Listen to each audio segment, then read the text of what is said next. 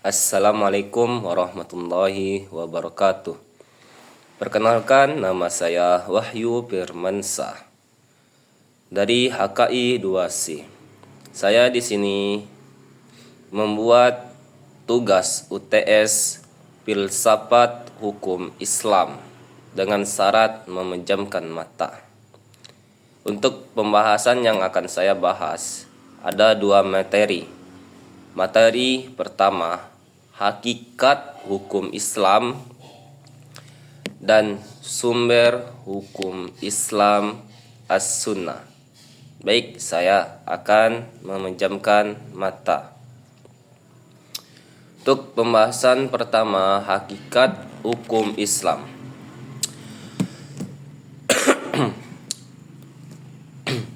Hakikat hukum Islam berasal dari Allah Subhanahu wa Ta'ala tanpa perantara atau langsung,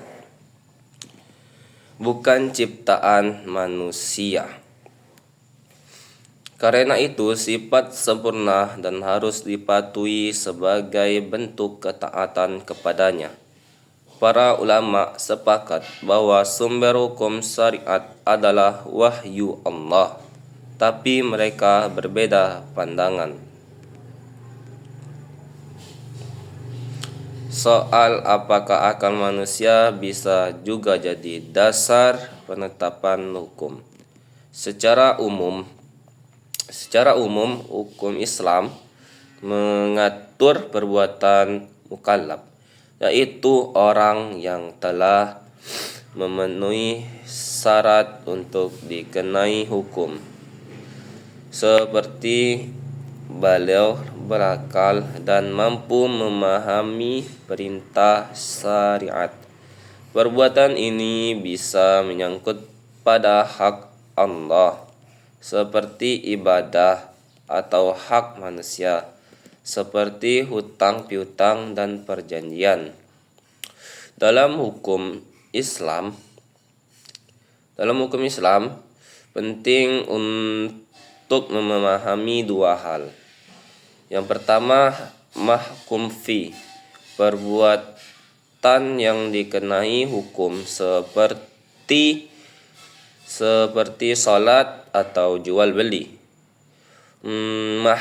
Yang kedua, mahkum alai, orang yang dibebani hukum, yakni yang sudah cukup umur dan cukup secara akal.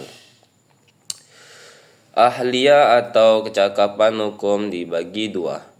Ahliyatul hujub, kemampuan memiliki hak dan kewajiban dimiliki sejak lahir.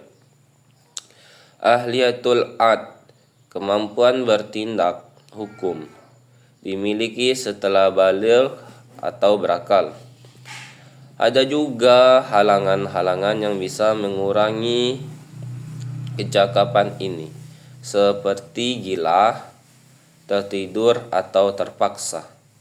Hukum Islam bersifat adil dan fleksibel, mempertimbangkan kondisi individu dan tidak membebani di luar kemampuan. Ini menunjukkan bahwa syariat tidak hanya mengatur tapi juga melindungi manusia secara menyeluruh. Baiklah, saya akan membahas materi yang kedua. Sumber hukum Islam as-sunnah. Sunnah adalah segala ucapan, perbuatan, dan persetujuan Nabi Muhammad SAW. Sunnah jadi pedoman penting setelah Al-Quran. Jenis sunnah, ucapan Nabi qauliyah, contoh sabda Nabi. Yang kedua, perbuatan Nabi fi'liyah, contoh cara salat Nabi. Yang ketiga, persetujuan Nabi takriyah, Contoh, Nabi membenarkan tindakan sahabat. Fungsi sunnah.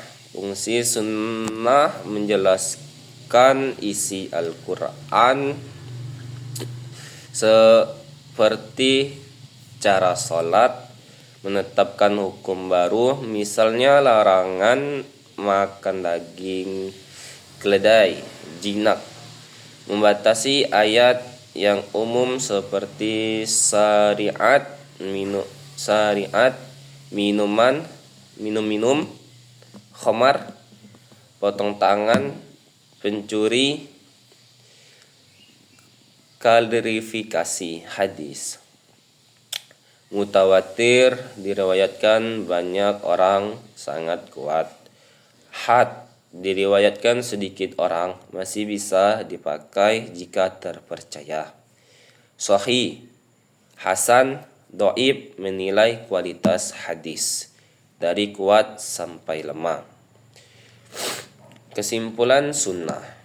Sunnah membantu umat Islam memahami dan menjalankan ajaran Islam secara lengkap. Ia adalah sumber hukum Islam kedua setelah Al-Quran. Sekian yang dapat saya sampaikan. Kurang lebihnya mohon maaf. Wassalamualaikum warahmatullahi wabarakatuh.